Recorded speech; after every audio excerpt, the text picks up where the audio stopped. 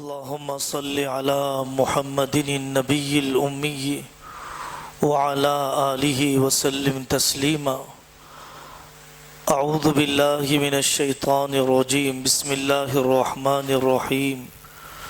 الذين إن مكناهم في الأرض أقاموا الصلاة وآتوا الزكاة وأمروا بالمعروف ونهوا عن المنكر وَلِلَّهِ عَاقِبَةُ الْأُمُورِ. صدق اللہ العظیم. سرگرم سیاست میں مثبت اقدامی اور تدریجی محنت. عام طور پر سیاست کا لفظ ہمارے ذہنوں میں آتا ہے بی جے پی، کانگریس، آر ایس ایس، چند لگے بندھے عناوین اور اس سے متعلقہ اخباری مضامین ہی ذہنوں میں گردش کرتے ہیں. اس موضوع پر بات کرتے ہوئے سب سے پہلے ہمیں اپنے ذہنوں میں تازہ کرنا ہے ایک رواجی سیاست ہے منافقت والی، ضمیر فروشی والی، ملک کو نیلام کرنے والی، ظلم پر، قتل پر اپنے اقتدار کی بنیاد رکھنے والی، نابرابری، طبقاتی نظام پر اپنے اقتدار کو سجانے والی. اس مروجہ سیاست کا اسلام سے کوئی تعلق نہیں ہے. اسلامی سیاست حضرت محمد الرسول اللہ صلی اللہ علیہ وسلم والی عالمی انقلابی سیاست، یہ تو آپ کے مقاصد بعثت میں سے ہے. سیاست کو اسلام کا حصہ مانیے، امت کے سامنے اس کا شعبہ اسلام ہونا مذاکرہ کیجئے. قرآن کی آیتیں جو استخلاف سے متعلق ہے، تمکین سے متعلق ہے، اقامت دین سے متعلق ہے، اس کو پڑھا جانا چاہیے. گزشتہ 12 سالوں میں اس طرف توجہ ہوئی جب علماء کرام نے ممبروں سے ووٹ ڈالنے کا مذاکرہ کیا تو لوگ پوچھنے لگ گئے کہ بھائی سیاست کی بات ممبر سے کیسے ہو رہی ہے؟ کیا علماء کا کام ہے ووٹ ڈالنے کے سلسلے میں رہبری کرنا؟ غور کرنے کی ضرورت ہے کہ یہ جرم کس کی گردن پر ہے.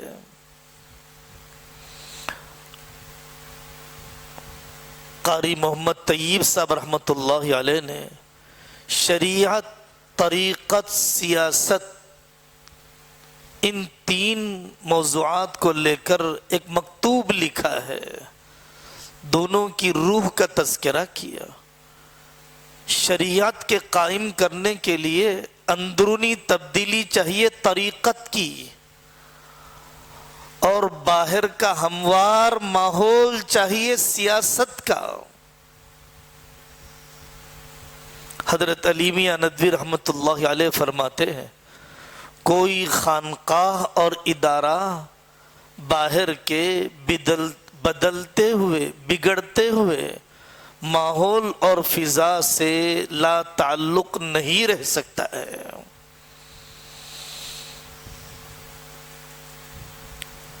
غلبہ کسی ایک کام کا ہوگا، لیکن ذہنی لا تعلقی، فکری لا تعلقی جرم ہے دین کے دوسرے شعبوں کے ساتھ.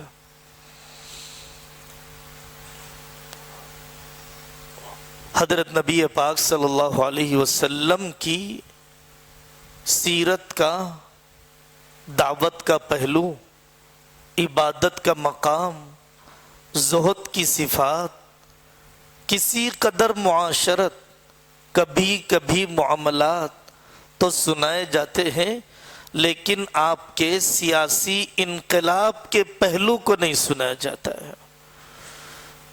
سیرت کا بڑا ذخیرہ ہے، آقا صلی اللہ علیہ وسلم کی جنگی اسکیمات، دفاعی نظام، جاسوسی نظام، سفارت کاری کا نظام، بین الاقوامی تعلقات، میثاق مدینہ، حلف الفضول، آپ کے کیے گئے جوڑ توڑ یہود کے ساتھ، مشرکوں کے ساتھ، عیسائیوں کے ساتھ، آپ نے جو حدود و دیات قائم فرمائے، جب مسلم ریاست قائم ہو گئی، قیصر و کسریٰ کے احوال، پالیسیاں، مزاج، رخ سے کتنی واقفیت تھی۔ حیات الصحابہ میں دعوت اور ہجرت کو لکھا گیا، سیاست و تجارت کو نہیں لکھا گیا۔ جو خالص سیرت کی کتابیں ہیں، الگ الگ سیرت نگار ہوتے ہیں، ان کے اوپر جو پہلو غالب ہوتا ہے، جس کے وہ داعی ہوتے ہیں، اس کو نمایاں کر کے لکھتے ہیں۔ لیکن سیرت انسائکلوپیڈیا اور مجموعی طور پر جو کتابیں فقہ السیرہ پر لکھی گئی، اس کو دیکھا جانا چاہیے۔ کیا علمی گہرائی کے بغیر منصوبے بنائے جا سکتے تھے؟ عالمی انقلاب کے جغرافیائی مہارت چاہیے۔ قریبی زمانے کے بہت ہی قابل قدر مصنف علی محمد الصلابی کی کتابوں میں کافی وسعت نظری محسوس ہوئی۔ جب وہ حضرت ابو بکر کو لکھتے ہیں، حضرت عمر کو لکھتے ہیں، جب وہ حضرت عثمان و علی کو لکھتے ہیں، حسن و حسین کو لکھتے ہیں، حضرت امیر معاویہ کو لکھتے ہیں، تو زندگی کے سارے پہلوؤں کا استیعاب محسوس ہوتا ہے۔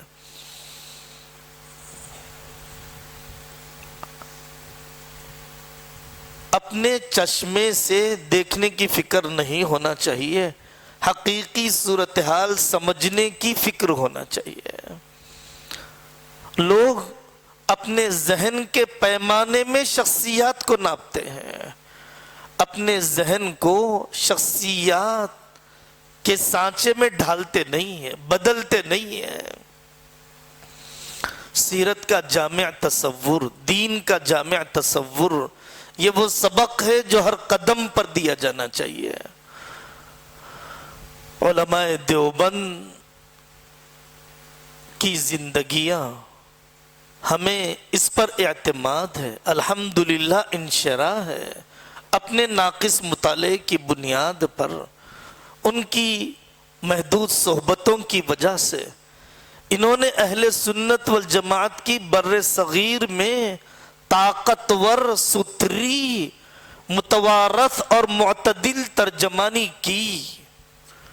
قاری محمد طیب صاحب رحمۃ اللہ علیہ کی کتاب ہے علماء دیوبند کا دینی رخ اور مسلکی مزاج۔ قاری طیب صاحب رحمۃ اللہ علیہ کی کتاب ہے مسیحی اقوام اور یورپ۔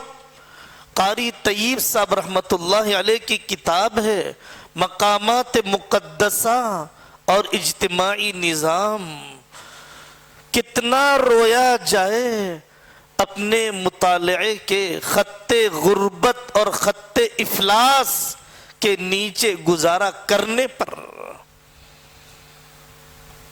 حضرت علی میاں ندوی رحمۃ اللہ علیہ نے کتاب لکھی مودودی صاحب کی تردید میں، اسلام کی سیاسی تفہیم و تشریح۔ حضرت علی میاں ندوی رحمۃ اللہ علیہ نے اصلاح فرمائی الاخوان المسلمون کے طریقہ کار کے سلسلے میں۔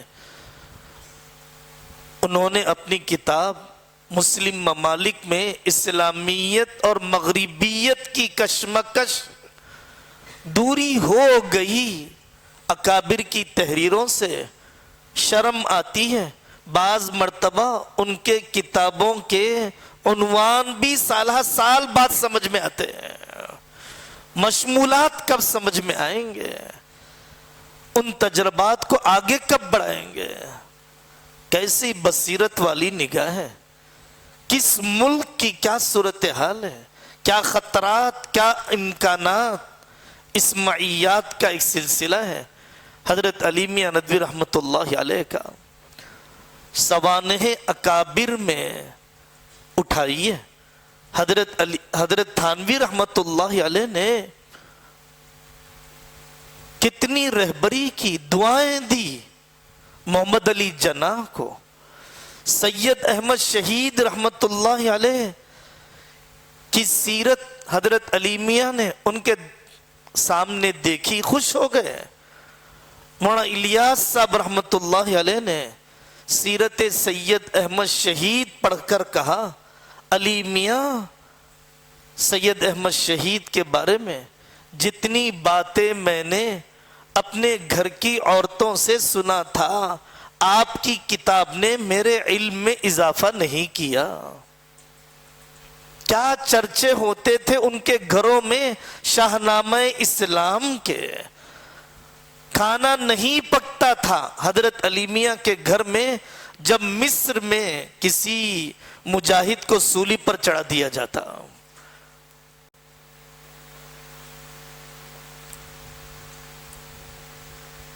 بارہا محمد علی جناح کو حضرت تھانوی نے لکھا، آپ مصروف رہتے ہیں لیکن جس خدمت کا آپ تقاضا کریں میں تیار ہوں۔ ظفر احمد عثمانی کو بھیجا جب بنگلہ دیش کی بنیاد رکھی گئی۔ اپنے شاگردوں مفتی شفیع صاحب رحمت اللہ علیہ، شبیر احمد عثمانی حضرت نے اپنے نظریے کے مطابق پڑوسی ملک کی تاسیس کو ضروری سمجھا۔ اس کے دستور کی تدوین میں سید سلیمان ندوی رحمت اللہ علیہ نے حصہ لیا اور ان اکابر نے وہاں پر قیام کیا اسلامی بنیادوں کو مضبوط کرنے کے لیے۔ ہمارے ملک میں حضرت مدنی رحمت اللہ علیہ کو واقعتاً ان کی سیاسی افکار کی معنویت اور سیاسی افکار کی عصریت اور اس کی زندگی کا احساس جتنا ہونا چاہیے بہت کم ہے۔ کیسے تھے وہ جانباز، نہ تدریس چھوٹتی ہے، نہ قیام اللیل چھوٹتا ہے، نہ طویل اذکار، نہ اعتکاف، نہ نہرو کی رہبری، ابوالکلام آزاد سے تال میل، امبیڈکر کی تصحیح اور گاندھی کے ساتھ کاندھے سے کندھا ملانا، انتہائی بے لوث آخرت طلبی کی رخ پر چلنے والے کیسے عظیم لوگ تھے۔ اللہ کرے کم سے کم قریبی زمانے کے ان عشاق رسول کی عظمتیں ہمارے دل پر کھل جائیں، قریبی زمانے کے غلامان رسول کی عظمتیں ہمارے دل پر کھل جائیں۔ انور شاہ کشمیری رحمت اللہ علیہ نے اپنے شاگردوں میں مفتی کفایت اللہ صاحب رحمت اللہ علیہ، حفظ الرحمان صاحب سیوہاری رحمت اللہ علیہ کو فارغ کیا۔ اس کام کے لیے متوجہ ہوئے یہ لوگ۔ ڈاکٹر ابو سلمان شاہ جہاں پوری صاحب کی کتاب ہے حفظ الرحمان سیوہاری، ایک سیاسی مطالعہ، مفتی کفایت اللہ ایک سیاسی مطالعہ، سید محمد میاں صاحب دیوبندی۔ آپ صرف جماعتوں جمعیتوں کے چشمے سے مت دیکھیے، اس کو کسی ذہنی عصبیت کی طرف مت لے جائیے۔ خود حضرت مولانا الیاس صاحب رحمت اللہ علیہ کے پاس جو وسعت نظری تھی محمد علی جوہر کو غیر مسلموں میں دعوت دینے کے کام میں لگانے کے لیے، مولانا الیاس صاحب رحمت اللہ علیہ کے ذہن میں جو قدر تھی حضرت حسین احمد مدنی رحمت اللہ علیہ کی، کتنے وہ دعا گو رہتے تھے سلیمان بنات والا مسلم لیگ کے ایک ذمہ دار کے بارے میں. کتنے راستے کھولے ہیں ابوالکلام آزاد رحمۃ اللہ علیہ نے تبلیغی جماعت کے لیے پارلیمنٹ کے اندر. بنگلہ دیش اور آمبور آسام میں راہ ہموار کی حضرت مدنی نے الیاسی کوششوں کے لیے. جامعیت اور اعتدال کا اعلیٰ نمونہ تھے یہ اکابر. ناقص ترجمانی ہے ان کی زندگیوں کے اس باب کو پوری زندگی کبھی نہ دہرانا. ابو المحاسن سجاد صاحب رحمت اللہ علیہ حضرت شیخ الہند کے شاگرد ہیں. منظور نعمانی رحمت اللہ علیہ جنہیں مجدد سیاست فرمایا کرتے تھے. مولانا سجاد صاحب کا نام منظور نعمانی رحمت اللہ علیہ نے ابو المحاسن سجاد صاحب رحمت اللہ علیہ سے عقیدت کی بنیاد پر رکھا. تنے تنہا وہ شخص ذاتی گاڑی کے بغیر ایک رومال پر بہار میں چند مہینے مستقل بذات اپنی پارٹی کی بلبوتے پر حکومت قائم کی اسمبلی کی سطح پہ. کتنا وسیع النظر تھا. انقلاب فرانس پر نظر ہے. مولانا مودودی نے سن کر کہا ابو المحاسن سجاد صاحب رحمت اللہ علیہ کے خطبات صدارت کو مقالات سیاست کو بہار میں کی جانے والی کوششوں کو کہ اتنے کم قد کا شخص اتنا طاقتور اور وسیع دل رکھتا ہے میں نے سوچا نہیں تھا. ناواقفیت بھی آدمی کو کتنا محدود کر دیتی ہے اپنے بڑوں کے سلسلے میں. حضرت مولانا خالد سیف اللہ صاحب رحمانی دامت برکاتہم کا چھوٹا سا رسالہ ہے دعوت دین واحد حل. اس میں حضرت نے بہت مفصل لکھا کہ ان ملکوں میں ہندوستان جیسی صورتحال والے علاقوں میں فقہی اعتبار سے نہ قتال اقدامی کے شرائط ہیں نہ ہجرت کا موقع ہے کہ ہم کسی اور ملک کی طرف چلے جائیں اور وہ ملک ہمیں قبول کر لیں. اب ہمارے پاس سوائے دعوت اور صبر کے کوئی اور موقع نہیں. صبر کا مطلب سونا نہیں ہے. صبر کا مطلب کاہلی نہیں ہے. صبر کا مطلب خاموشی کے ساتھ دوراندیشی کے ساتھ حکمت عملی تیار کرنا ہے. حضرت علی میاں ندوی رحمت اللہ علیہ فارغین سے سال کے اخیر میں فرمایا کرتے تھے ہمارے ملک میں مسلح ہتھیار اٹھانے کی جد و جہد کا کوئی کام نہیں ہے. ہمارے ملک میں اصلاح و انقلاب کا وہی کام ہے جو حضرت شاہ ولی اللہ نے کیا, جو ان سے پہلے حضرت مجدد الف ثانی رحمت اللہ علیہ نے کیا. بتدریج افراد سازی خلفاء کا جال پھیلانا, اکبر کے بعد تیسری چوتھی نسل میں اورنگزیب کو اقتدار پر لانا, یہی طریقہ ہے. اس کے علاوہ کوئی اور شارٹ کٹ رستہ نہیں ہے. پاگلوں کی جنت میں نہیں رہنا چاہیے.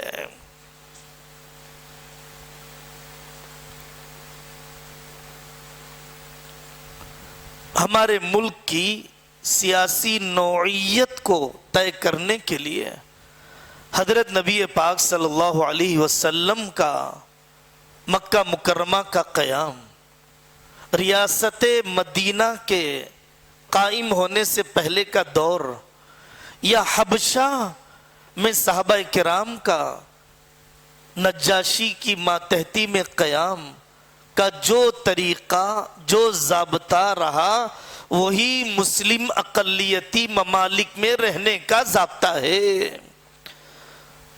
بڑے مفکر ہیں عالمی سطح کے, مسلم ہیں. محی الدین علی قرہ داغی دامت برکاتہم, انہوں نے سورہ یوسف پر کتابچہ لکھا. اور فرمایا مسلم اقلیتی ممالک میں کام کرنے کا طریقہ وہی ہے جو حضرت یوسف علیہ السلام نے مصر میں کیا۔ پہلے ہی دن بادشاہ کو اسلام کی دعوت نہیں دی، مالیات کے نظام کو بدلا، زرعی فائدے پہنچائے، امانت داری کے اعلیٰ نمونے بتلائے، بے داغ زندگی تھی۔ سورہ یوسف کا خلاصہ ہے تقوی اور صبر۔ مولانا یوسف صاحب رحمۃ اللہ علیہ فرماتے تھے آج مسلمانوں کی مثال ان چوروں کی طرح ہو گئی جن کو پولیس نے پکڑا اور لے جا کر ڈال دیا کعبۃ اللہ کے سائے میں۔ چور چوری سے توبہ تو کرتے نہیں، بد دعا کرتے ہیں پولیس کے خلاف۔ صبر تو بہت ہے جوتے کھانے پر، بلڈوزر کے چلنے پر، جیلوں کے بھرنے پر، تختے دار پر چڑھائے جانے پہ، لیکن تقوی نہیں ہے۔ ظلم کی رات بڑھ گئی، غم ہے، بے عملی کی رات کیا کم ہو گئی، اس کا بھی تو جائزہ ہو۔ اللہ تعالی بڑے شفیق ہیں اور ان کا نظام یہی ہے کہ آخرت میں بدلہ دیے جانے سے زیادہ بہتر ہے دنیا میں عذاب ادنا کے ذریعے سے بدلہ دیا جائے۔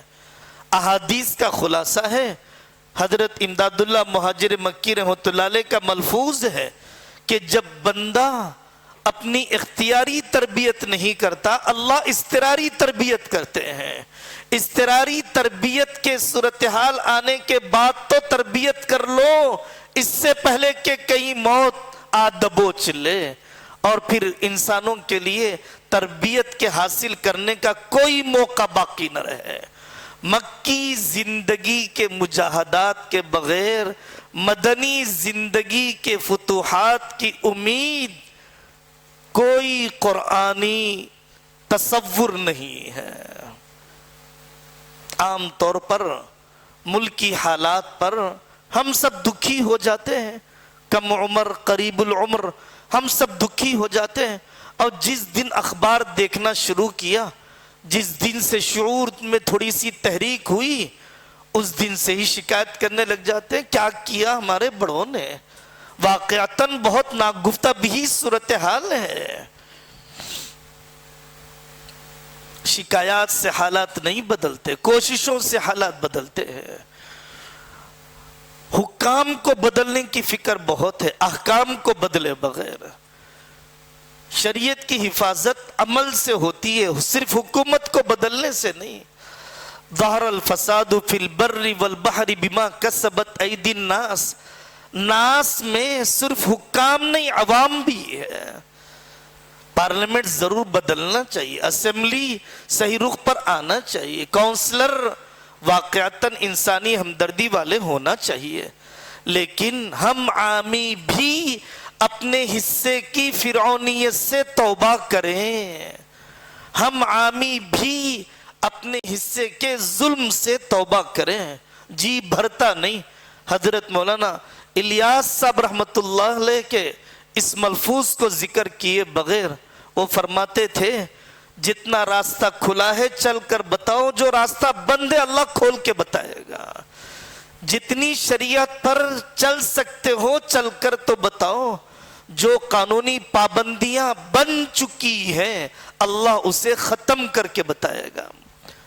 ہمارے حضرت شاہ جماع الرحمان صاحب فرماتے ہیں سرکاری موانع چھوٹے درجے کے ہیں، نفسانی موانع بڑے ہیں۔ سرکاری موانع کے ساتھ اذان ہو سکتی ہے، کنیکشن دے رکھا ہے اپنے گھروں میں۔ سرکاری موانع کے باوجود بہنوں کو میراث کا حصہ دیا جا سکتا ہے۔ نفسانی موانع کے ساتھ اسلامی ملک میں مسجد نبوی کا چپراسی بن کر بھی نماز نہیں پڑھے گا۔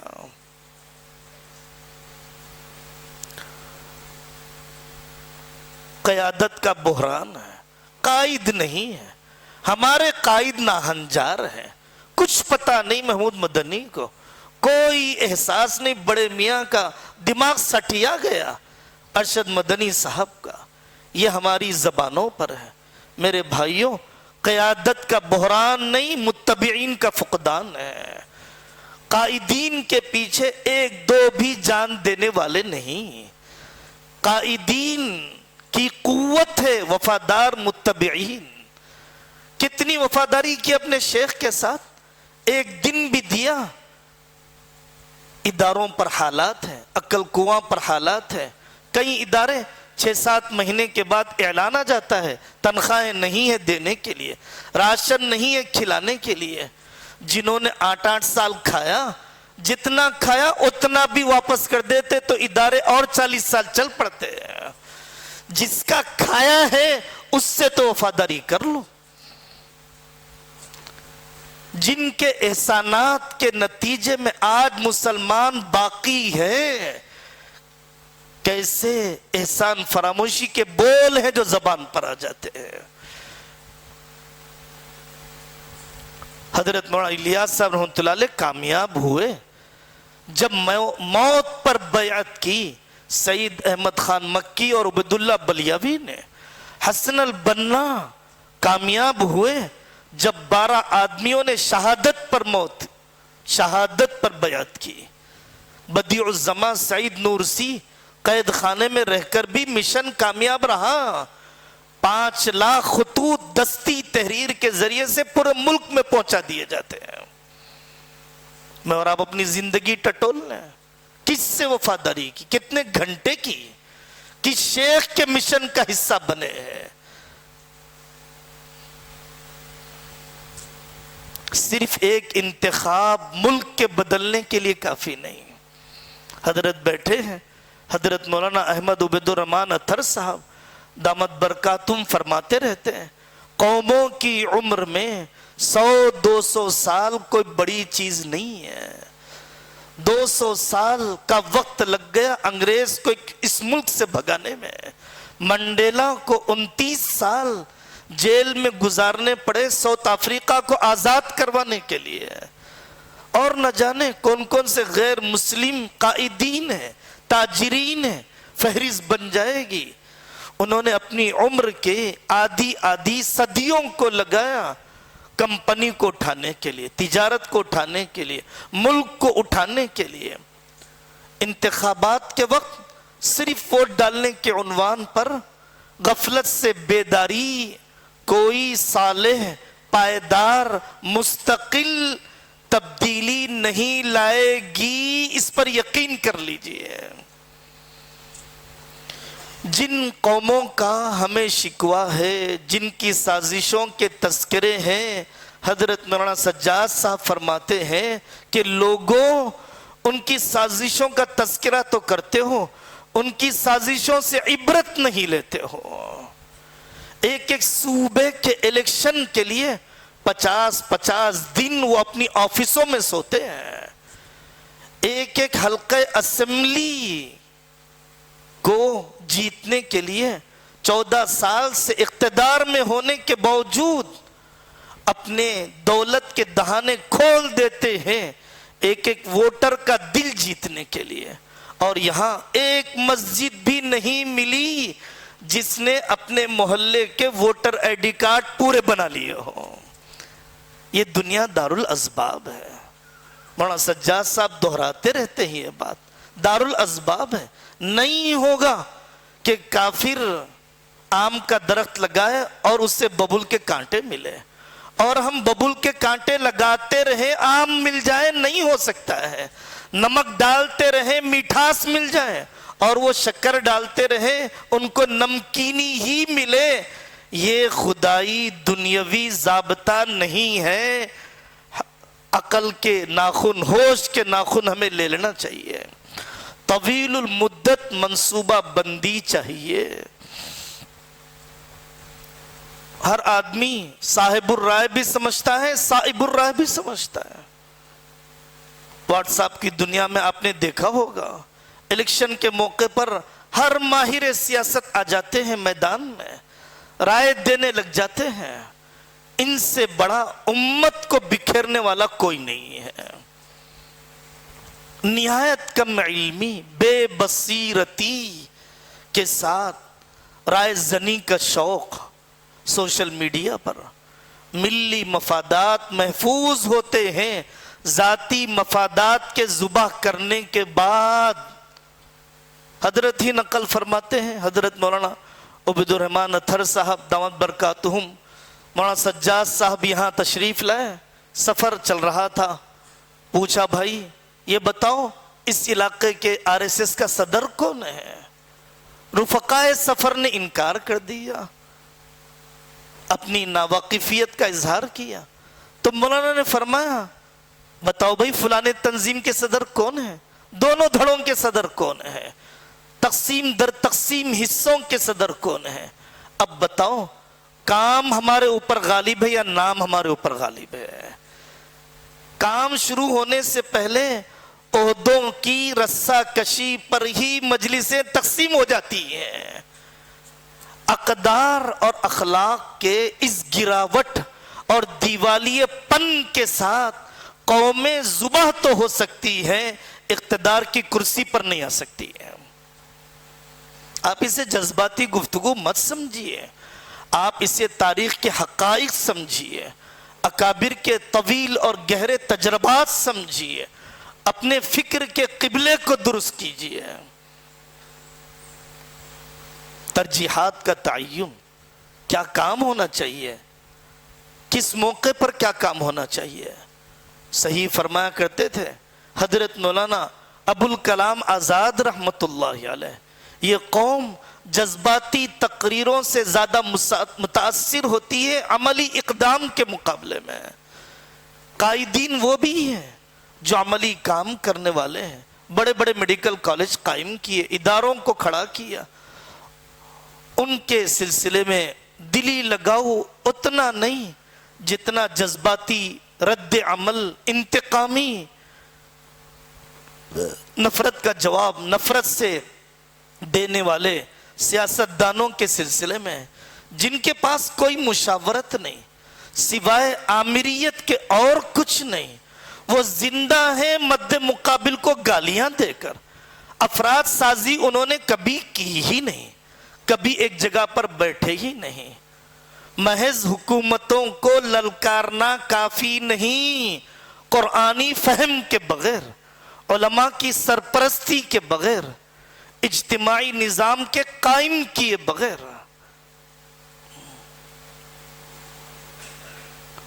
ہمارے ملک میں سرگرم سیاست میں حصہ لیتے ہوئے اہم موضوع ہے غیر مسلموں سے تعلقات کے حدود، غیر مسلموں سے رواداری کے حدود وضاحت کے ساتھ دو ٹوک سنائیے، پوری ہمدردی کے ساتھ ان کونسلر بھائیوں کو اللہ نے موقع دیا، ممبران اسمبلی کو، کیا کام کرنے کے ہیں کیا کام نہیں کرنے کے ہیں۔ توحید پر کبھی مفاہمت نہیں کی جائے گی، حب الوطنی کا وہ تصور کبھی قبول نہیں کیا جائے گا جس کی وجہ سے شرک کی آمیزش آ جائے۔ سیکولر بننے کے لیے اسلام سے دستبردار ہونا ضروری نہیں ہے، وطن سے محبت کے لیے وطن کی عبادت کی ضرورت نہیں، عبادت اور محبت کے تصور کے سلسلے میں پوری شفافیت ہونا چاہیے۔ وہ کام کیے جائیں جو کورونا میں کیا، وہ کام کیے جائیں جو کمبھ میلے میں بھگدڑ مچنے کے بعد آپ نے کیا، وہ کام کیے جانے چاہیے جو کیرلا میں طوفان آنے کے بعد جمعیت نے کیا، تنظیموں نے کیا۔ شیخ یونس نامی ایک شخص نے ڈوبنے والی حاملہ بہن کو بچایا، وہ بچی پیدا ہوئی تو اس ماں نے اپنی نومولود لڑکی کا نام شیخ یونس رکھا۔ لوگوں نے کہا شیخ یونس تو مسلمانوں کا نام ہے، لڑکے کا نام ہے، میں کچھ نہیں جانتی، اتنا جانتی ہوں کہ موت کے منہ میں پہنچ چکی تھی، خدا کی شکل میں ایک نوجوان آیا، اس نے بچایا، اس لیے میں تو اسی کا نام رکھوں گی شیخ یونس۔ یہ کام کرنے کے ہیں رفاہی داعیانہ درد کے ساتھ، یہ کام کرنے کے ہیں غیر مسلم بھائیوں کے درمیان اپنے پوری شخصیت اور شناخت اور آئیڈینٹیٹی کو بچاتے ہوئے، کسی معذرت خواہی کے بغیر، ہمدردی کی بھیک مانگے بغیر. ہمیں یاد آتا ہے بھینسہ ایک علاقہ ہے ہمارے قریب کا، صفا بیت المال کے ذمہ دار لے گئے اپنی آفس پر، بچوں کے درمیان، غیر مسلم بچوں کے درمیان اسکولی بیگ تقسیم کروانا تھا. ہمارا متاثرہ علاقہ ہے، ہر تھوڑے دن میں کچھ نہ کچھ فساد ہوتے رہتے ہیں، اور ہمارے بھائی وہاں پر غیر مسلم بچوں میں اسکولی بیگ تقسیم کر رہے تھے. میں نے پوچھا ان سے، یہ تو 2-4 جنازے ہر سال گرا ہی دیتے ہیں، آپ ان کی خدمت کرنا چاہتے ہیں؟ انہوں نے فوراً جواب دیا. اس برجستگی پر طبیعت متاثر ہوئی، اس بھائی کی فکری پختگی پر طبیعت میں نقش ہو گیا. انہوں نے کہا اور جنازے گرائیں، ہم تو یہ امداد کا کام محمد الرسول اللہ صلی اللہ علیہ وسلم کی سنت کی ادائیگی کے لیے پہلے کر رہے ہیں، حفاظت خودی کے لیے بعد میں سے. اس عامی شخص کی تعبیر تو کچھ اور تھی، میں نے انہی کے مفہوم کو ذکر کر دیا آپ سے. غیر مسلموں سے تعلقات کے حدود. میرے بھائیوں، یہ وہ موضوعات ہیں، اہل علم کا اس موضوع پر بابصیرت ہونا ضروری ہے. اس سلسلے کی واضح طور پر نااہلی، واضح طور پر حدود اور قیود اور نقوش آنے والوں کے سامنے نہ پیش کیا جانا بھی امت کے دانشور طبقے کو ہم سے دور کرتے جا رہا ہے. فتح اور شکست کا معیار یہ نہیں ہے الیکشن میں ہم آ جائیں، ہمارے پاس حق پر جمنا یہ فتح ہے. باطل کے ساتھ ہم جیت بھی جائیں تو وہ شکست ہی، یہ فتح نہیں ہے. اللہ کے دین پر استقامت یہ فتح ہے. حالات کو صحافت کے چشمے سے نہیں، قرآنی آنکھ سے دیکھیے. حضرت مولانا سعید احمد خان صاحب مکی رحمت اللہ علیہ حیدرآباد تشریف لائے.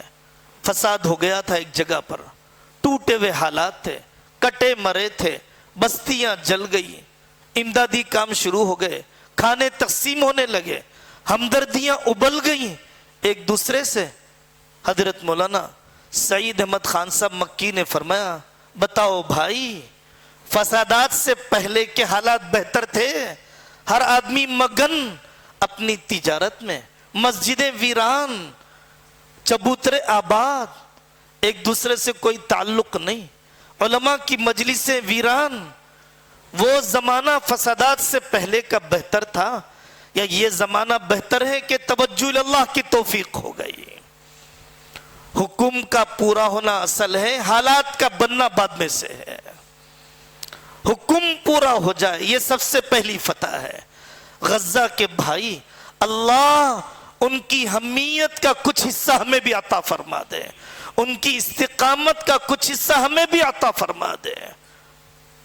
زبردست تشریح کی ایک مفکر عالم دین نے، ان تنصر اللہ ینصرکم ویثبت اقدامکم. جبرائیل اتریں گے، یہ بات کی مدد ہے. مال غنیمت ملے گا، یہ بات کی نصرت ہے. جان و مال بھی محفوظ ہو جائیں گے، بات کی نصرت ہے. قدم جم جائیں، یہ اولین نصرت ہے. اصول پر استقامت نصیب ہو، یہ اولین نصرت ہے. دشمن زندہ رہ کر بھی مر رہا ہو ہر پل، یہ اللہ کی حقیقی نصرت ہے. ان کے جنازے عیسائیوں کو بھی اسلام سے متاثر کر دیں، یہ اصل قابل رشک موت ہے. وہ قابل رحم زندگیاں ہیں، 3 وقت کھا کر 6 وقت کی چائے پی کر اپنی بیٹیوں کی عصمتوں کو بھی نہیں بچا سکے، اپنے اسکول میں آنے والے بچوں کے ایمان کو نہیں بچا سکے. وہاں کے لوگ قابل رشک ہیں، قابل رحم حقیقت میں ہماری زندگیاں ہیں. ناموافق حالات میں بھی بالش بھر زمین کو چھوڑنے کے لیے تیار نہ ہو، جیلوں میں بھی ایک مصحف میں 12 آدمی پڑھنے کے لیے تیار ہو، اور یہاں اہل علم کا طبقہ حفظ پڑھا کر بھی تراویح کے مصلے پر کھڑا نہ ہو سکے، اس سے بڑی بدنصیبی کی کیا مثال ہو سکتی ہے؟ فتح اور شکست کے اسلامی معیار کو قرآنی نگاہوں سے سمجھنے کی ضرورت ہے۔ رائے مختلف ہو سکتی ہے، تھنک ٹینک ہوا کرتے ہیں، مشورے کیے جاتے ہیں، اختلاف رائے کا تحمل ہونا چاہیے، انفرادی ملاقاتیں ہونی چاہیے، تبادلے خیال ہونا چاہیے۔ ایک محلے کے 2 قائدوں کو تو لے کر بیٹھ جائیں، ہم تو سیدھے ملک کی سطح کے خواب دیکھتے ہیں۔ 2 بھائی اپنی جائیداد کو بھی آسانی سے تقسیم کر نہیں پاتے، اتنے بے برداشت ہیں۔ قیادت کا اصول ہے صبر و یقین، صبر و یقین کے بغیر قیادت و امامت نہیں ملتی۔ وَجَعَلْنَا مِنْهُمْ أَئِمَّةً يَهْدُونَ بِأَمْرِنَا لَمَّا صَبَرُوا۔ یوٹیوب کی چکا چون سے کسی کو قیادت نہیں ملتی ہے۔ فالوورز تھے یوٹیوب پر، ایئرپورٹ پر لینے کے لیے کوئی نہیں آیا، جنازہ اٹھانے کے لیے تیسرے کو بھی کرایہ پر لینے پڑا۔ کتنی مثالیں ہیں۔ تجزیہ کیا جاتا ہے ملک میں، پارلیمانی حلقہ جات میں 80 حلقہ جات ایسے ہیں جہاں پر مسلمان جس کو چاہیں اس کو بنا سکتے ہیں ممبر پارلیمنٹ، اور 120 کے قریب ایسی سیٹس ہیں جہاں پر یہ بادشاہ گر بن سکتے ہیں۔ یہ جس کی تائید کر دے وہی کھڑا ہو جائے۔ شعور تو بلند ہو، ذہن تو کھلے، حلم تو آئے، مختلف طبیعتوں کو تو سنبھالیں، سمجھیں، خوش فہمی سے آدمی نکلے، تبصرے بازی پر قناعت نہ ہو۔ بار بار دہرایا گیا، ویڈیو فارورڈ کرنے کو مکمل کام نہ سمجھے۔ ہماری منزل حکومت نہیں دیانت ہے، تمدن نہیں تدین ہے۔ الذین ان مکناہم فی الارض اقاموا الصلاۃ وآتوا الزکاۃ۔ حکومت نہیں ملی، دیانت مل گئی، نماز مل گئی، زکوٰۃ مل گئی، دعوت کی محنت مل گئی، امر بالمعروف نہی عن المنکر کا شعبہ مل گیا، مقصد تمکین حاصل ہو گیا۔ دیانت منزل ہے، سیاست ذریعہ ہے۔ مقصد اور وسیلے کا فرق بہت واضح ہونا چاہیے۔ حضرت مولانا خالد سیف اللہ صاحب دامت برکاتہم ایک مجلس میں تھے، ایک صاحب نے کھڑے ہو کر کہا کہ مار دینے بھی تیار ہے، مرنے بھی تیار ہے، جان دینے بھی تیار ہے، اب حکم فرما دیجئے۔ مضمون بھی حضرت کا، دین پر مرنا آسان ہے، دین پر جینا مشکل ہے۔ آدمی دین پر جی کر بتائے، جم کر بتائے، آنے والی نسلوں کے لیے راستہ بنا کر بتائے۔ وہی بات جو قاضی مجاہد الاسلام صاحب رحمۃ اللہ علیہ فرمایا کرتے تھے، اسلام کے لیے مسلمانوں بنا ہوا راستہ چھوڑ کے جاؤ، بند راستہ چھوڑ کے نہ جاؤ۔ جس راستے کو استعمال کیا جاتا ہے وہ راستہ قابل استعمال رہتا ہے، لوگوں کے لیے ہموار رہتا ہے۔ جس راستے کو استعمال نہیں کیا جاتا وہ راستہ بند کر دیا جاتا ہے، ڈیڈ اینڈ ہو جاتا ہے۔ داڑیاں رکھو گے، آنے والی نسلوں کو داڑھی کا راستہ کھلا ہوا ملے گا۔ رسم و رواج شادی کے چھوڑ کے بتاؤ گے، آنے والی نسلوں کو رسم و رواج کے چھوڑنے کے مواقع کھلے ہوئے ملیں گے۔ فرد کی اصلاح کے بغیر معاشرے کی اصلاح نہیں ہوتی ہے، اپنی ذات کی تعمیر کے بغیر ملکوں کی تعمیر نہیں ہوتی ہے۔ میدان جنگ میں بھی غفلت گوارا نہیں ہے، دعوت کے میدان میں بھی غفلت گوارا نہیں۔ ولا تنیا فی ذکری، کیسا مجمع چاہیے، کیسے افراد سازی کی محنت چاہیے،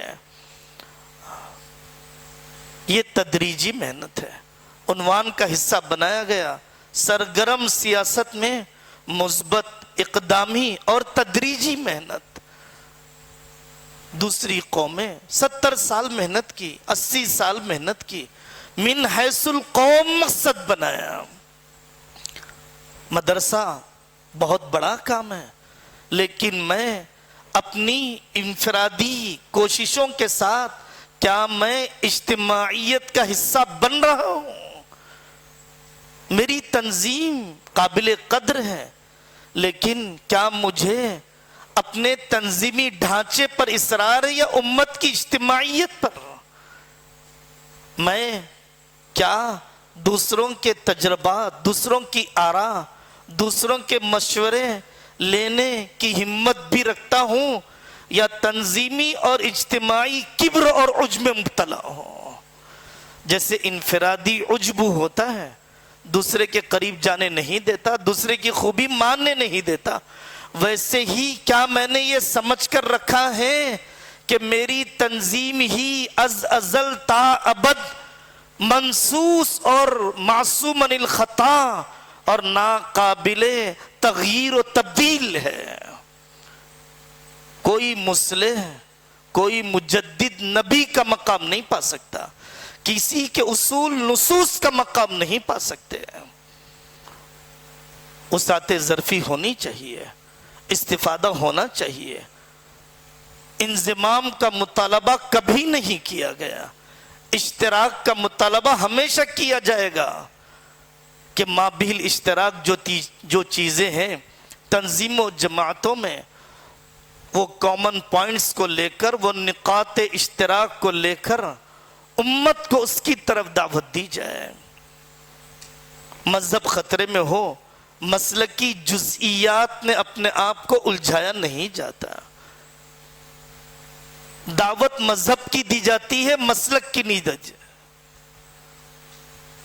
دفاع مسلک کا کیا جاتا ہے، دعوت مذہب کی دی جاتی ہے۔ قاری طیب صاحب رحمۃ اللہ علیہ فرماتے تھے، مفتی سعید صاحب پالنپوری رحمۃ اللہ علیہ فرمایا کرتے تھے، اللہ تعالی ہم سب کو فہم سلیم، عمل صحیح کی دولت نصیب فرمائے۔ ہر مجلس میں تقریباً دہرایا گیا کہ بھائیوں، مطالعے کی وسعت کی طرف آؤ۔ مطالعہ وسیع، صحبت طویلہ کے بغیر کوئی خیر کی امید نہیں ہے۔ اور بعد میں آنے والے ساتھی پہلے آنے والے ساتھیوں سے مذاکرہ کریں، کن کن باتوں کا، کن کن مجالس میں۔ ہر علاقے سے آنے والے ساتھی اپنے رفقائے سفر کے ساتھ حلقہ لگائیں کہ کون کون سی باتیں ہیں جو مذاکرے میں آئی ہیں۔ اللہ تعالی ہم سب کو عمل کی توفیق نصیب فرمائے۔